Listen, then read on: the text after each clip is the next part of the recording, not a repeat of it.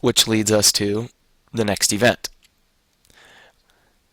Obviously, during this time period, people are talking about America and the process of America, and it makes so much sense that America is not British. We're 3,000 miles away from a king that doesn't understand who we are, or a parliament that doesn't get it and doesn't let us be a part of what they're doing. And so it made total common sense, according to Thomas Paine, who wrote a pamphlet that really encouraged Americans, inspired them to become free and independent from their king. Now, guys like John Locke, enlightened thinkers, the social contract, all of these American leaders, these founding fathers, Ben Franklin, Thomas Jefferson, John Adams, Thomas Paine, they all used that philosophy and those ideas to help them understand really what they need. And thus, Common Sense was this pamphlet that everybody in America started to read and find out about, and it encouraged American independence. Now, one of the most important events, especially once George Washington took control of the Continental Army, was to try to relieve Boston from being under siege and under control by the British. And how did they get the British to retreat from Boston? Well, they needed the resources and they needed the guns from Ticonderoga to do that.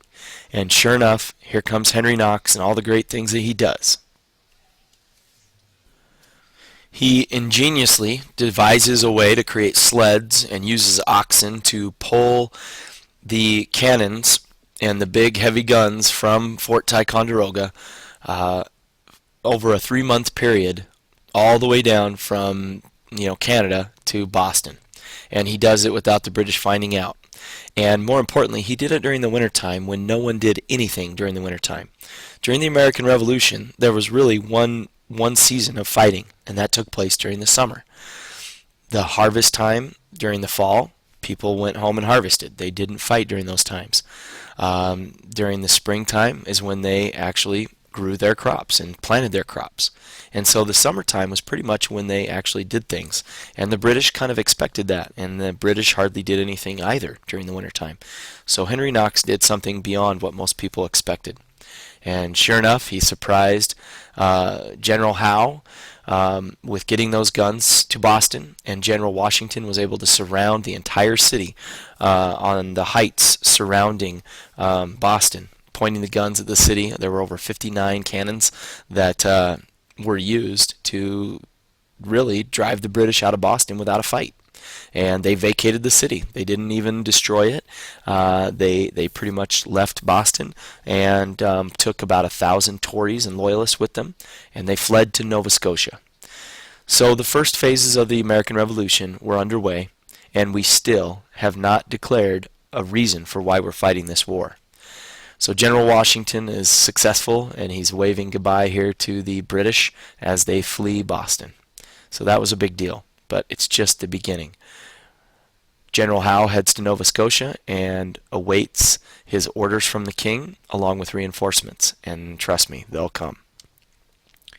In the meantime, the Second Continental Congress agrees that the idea of independence needs to be discussed. Ideas that guys like Thomas Paine and John Locke have been instilling in America are now going to have to come to the purpose of what we're doing. If you're not fighting a war then for a purpose, then you're not fighting for anything. And so, like I said, inspired by Paine and Locke and others, the Virginian, Richard Henry Lee, proposes the Resolution of Independence. Now, it's important that we give a little love to Richard Henry Lee. He often gets forgotten because it's the document that everybody remembers.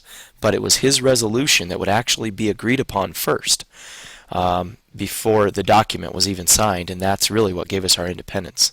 And that happened on July 2nd.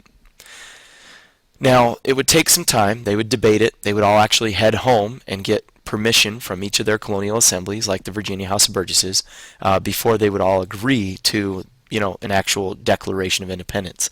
In the meantime, John Adams and Ben Franklin and Thomas Jefferson and Robert Livingston would all collaborate together and create what would become the greatest document in American history, and pretty much the world, with the Declaration of Independence. And the Declaration of Independence is an absolutely incredible document. I've got a different lecture, that PowerPoint, that you guys can look at as well, and that I'll be going through, that really emphasizes the impact that this had. Jefferson was the main author of this document, and he drafted this thing by hand no less than 6 times. And he was suffering through migraine headaches during I mean, it was brutally hard for him. And he put his heart and soul into this document. And these guys agreed to sign it. And the integrity that it took to sign this document and to be a part of something so amazing yet so traitorous and revolutionary, that was a huge risk that these men all took. And so within the structure of the Declaration, again, it occurred on July 2nd, would be the delegates would vote to pass the document, or the proposed Resolution of Independence. That technically is when we had our independence. But 2 days later, on July 4, 1776, there would be 56 delegates from the Second Continental Congress that would sign their names to the most important document in history, the Declaration of Independence. And again, the integrity that these men had to do this and to sacrifice their lives and their families, they became targets. The second that the British invaded America, they would be looking and trying to hunt down these 56 leaders. But at least now the war has purpose. The Declaration of Independence itself, we're going to be learning about this. It has 5 basic parts that I want you to understand and know. Again, it's authored mainly by Thomas Jefferson. He wanted to have slavery in it, but it is a moral issue that they didn't want to deal with, and so he leaves it out. Because again, if you have slavery involved, then the southern colonies would have a tough time adopting this document, and Ben Franklin suggested that that not be the case. As you guys are hearing the Declaration of Independence be read to you on this recording, the name for the king is never referred to. They only referred to him as he. And the reason that they did that was so that all the other countries around the world that are going to read this document, that have citizens that are in the same boat as the Americans, they want the rest of the world to relate to the fact that this can be anybody. Anyone who abuses powers or does these things is a bad person and is a bad leader. So therefore, they have someone that they can relate to. Within the structure of using a he is abusing power, and every country probably has a he that abuses power. And so that was very important. The 5 distinct parts that I want you guys to know are very important. The preamble is one, and it's the statement right off the bat, we the people, and that's important, and you're going to hear that in a second. Protection of natural rights, then a list of 27 grievances, 27 things that he does to the Americans that are against their will, and then a final Declaration of Independence. And then lastly, a part that often gets forgotten is the most important part. It is the ironclad signature documentation.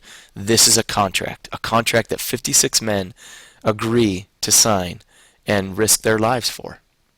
And so we need to honor that. Now, enjoy while you hear the Declaration of Independence be read to you.